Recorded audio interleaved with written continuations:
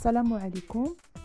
بغيت نجاوب على واحد السؤال طرح عليا في الخاص من طرف واحد الاخت. قالت لي شنو المراحل باش نولي مصممة ازياء ناجحة، وباش نحاول نخدم ونكون راسي باش نوصل الاهداف ديالي.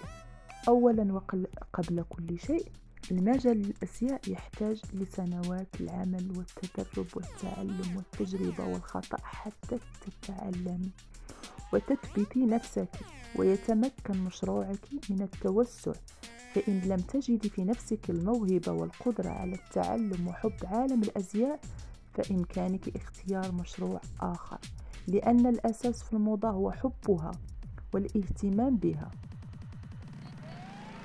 خاصك بالبحث والتعلم والإبداع، تقفي راسك اكتساب مهارات تصميم، تقفي راسك على البحث على مصممين مشهورين، اطلاع على آخر صيحات الموضة، تقفي راسك البحث على عالم الأزياء، توجهي عند مصممين مختصين اللي يقدموا دروس في هذا المجال في زيادة سرعة الاكتساب، دورات تكوينية في التصميم، دورات تكوينية في الأسس التقليدي والعصري، دورات تكوينية تسويق المنتوج.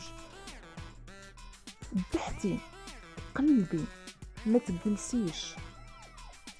والمراحل اللي غادي تاخديها من بعد وتحدي الفئة ديال الازياء،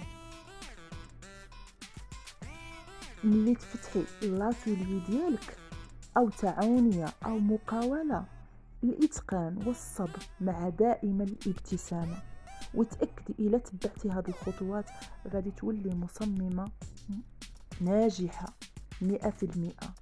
وديما الابتسامة ثم الابتسامة والمعاملة مع الكليون ديما. وهنا المشروع ديالك غادي تزيدي طوري راسك، وديما دورات تكوينية ديما، وهنا غادي تنجحي. ومعكم المصممة حفيظة النجاري، والسلام عليكم.